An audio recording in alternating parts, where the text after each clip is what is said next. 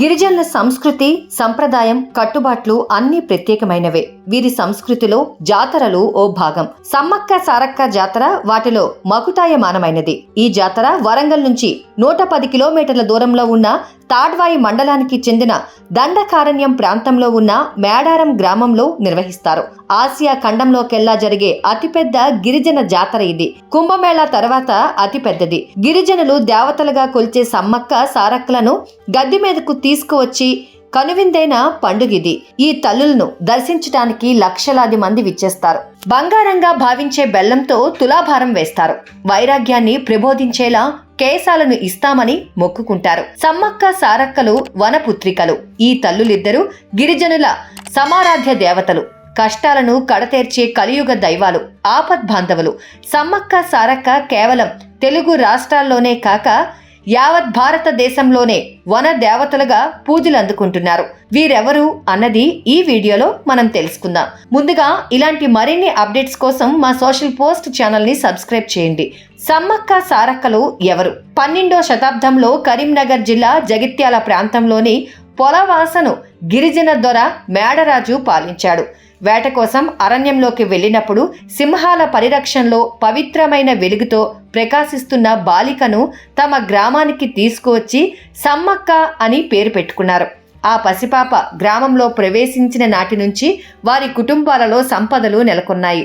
ప్రజలంతా ఆనంద సాగరాలలో ఓలలాడారు. కొండ దేవరే పసిపాపగా వచ్చినట్లు భావించారు. పులులు, సింహాల మీద స్వారీ చేసే ఈ పసిపాప పసిపిల్లలు లేని వారికి పిల్లలు పుడతారని అభయమిచ్చేది. సుదీర్ఘ రోగాలతో బాధపడుతున్న వారికి రోగ నివారణ చేసేది.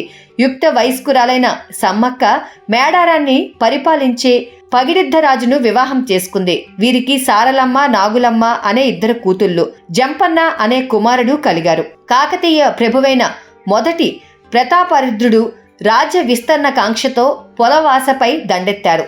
మేడరాజు మేడారం పారిపోయి అజ్ఞాతంలోకి వెళ్లిపోయాడు. పగిడిద్దరాజును అణచివేయడానికి మాఘశుద్ధ పౌర్ణమి రోజున మేడారంపై దండెత్తిన కాకతీయుల శక్తికి మేడరాజు, పగిడిద్దరాజు, సారలమ్మ, నాగులమ్మ, గోవిందరాజులు వీర మరణం పొందారు.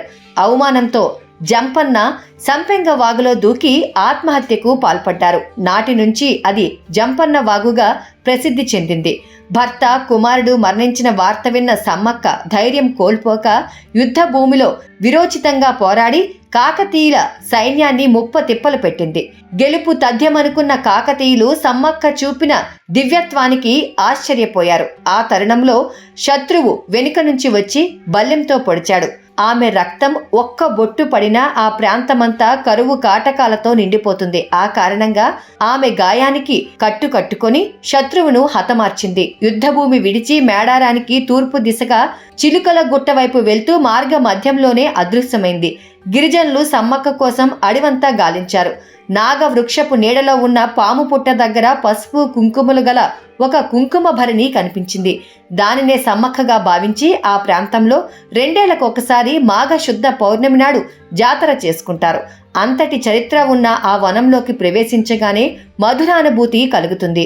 ఇక జాతర విశేషాల గురించి తెలుసుకున్నట్లయితే, జాతర మొదటి రోజున కన్నెపల్లి నుంచి సారలమ్మను గద్దె వద్దకు తీసుకువస్తారు. 2వ రోజున చిలుకల గుట్టలో భరిణి రూపంలో ఉన్న సమ్మక్కను గద్దెపై ప్రతిష్ఠిస్తారు. దేవతలను గద్దెలపై ప్రతిష్ఠించే సమయంలో భక్తులు పారవస్యంతో ఊగిపోతారు. 3వ రోజున భక్తులు మొక్కులు తీర్చుకుంటారు. 4వ రోజు సాయంత్రం ఉద్వాసన పలికి దేవతలనిద్దరినీ యథాస్థానానికి తరలిస్తారు. వంశపారపర్యంగా వస్తున్న గిరిజనులే పూజారులు కావడం ఈ జాతర ప్రత్యేకత. తమ కోర్కెలు తీర్చమని భక్తులు అమ్మవార్లకు బంగారం నైవేద్యంగా సమర్పించుకుంటారు. సమ్మక్క పూజారులు, సారలమ్మ పూజారులు, పగిడిద్దరాజు పూజారి, గోవిందరాజు పూజారి ఇలా దేవతలందరికీ విడివిడిగా ఉన్న పూజారులు వారి వారి కర్తవ్యాలను యథావిధిగా నిర్వర్తిస్తారు. సమ్మక్క అదృశ్యమైన ప్రాంతంలో ఉన్న నాగవృక్షాన్ని అక్కడి తండా నాయకులు కొట్టివేసి గద్దె తయారు చేశారు. ఆమె కుమార్తె సారలమ్మకు మరో గద్దె ఏర్పాటు చేశారు. జంపన్న ఇంకా అక్కడే ఉన్నట్టుగా భావించే సంపెంగ వాగును కూడా పూజిస్తారు. ఇప్ప చెట్టు దగ్గర కలుగులో పామును దర్శిస్తారు. ఆ పుట్ట సమ్మక్క గద్దెకు పక్కగా ఉన్న కారణంగా దానిని సమ్మక్క భర్త పగిడిద్దరాజుగా భావిస్తారు. జంపన్న వాగులో పవిత్ర స్నానం చేసి పాపాలు తొలగినట్టు భావిస్తారు. జంపన్న వాగు వరంగల్ నుంచి సుమారు 90 కిలోమీటర్ల దూరంలో ఉంది.